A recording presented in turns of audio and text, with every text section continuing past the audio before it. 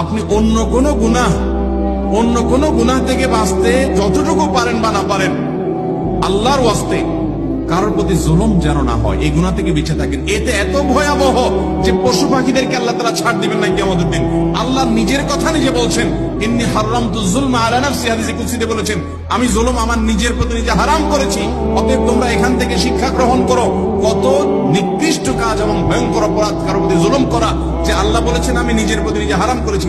আল্লাহর কিসে হালাল হারাম? তিনি তো হালাল হারামের বিধানদাতা। তিনি বলেছেন নিজের প্রতি নিজের জুলুমকে হারাম করেছেন, অতএব তোমরা একে অন্যের প্রতি জুলুম করো না। ভাইরা আমার, আমাদের তরুণ বয়সে, মধ্য বয়সে রিকশাওয়ালা, পথচারী, গরিব, অভাবী, প্রতিবেশী, পাশে ফ্ল্যাটওয়ালা, আরেক জমিওয়ালা, কত মানুষকে কতভাবে আমরা কষ্ট দিচ্ছি।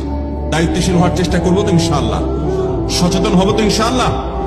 এই একটা কাজ যদি আপনি করতে পারেন, মৌলিক মোটা ফরজ কাজগুলো করার পর আপনার জান্নাতে যাওয়ার পথ কেউ ঠেকাতে পারবে না ইনশাআল্লাহ।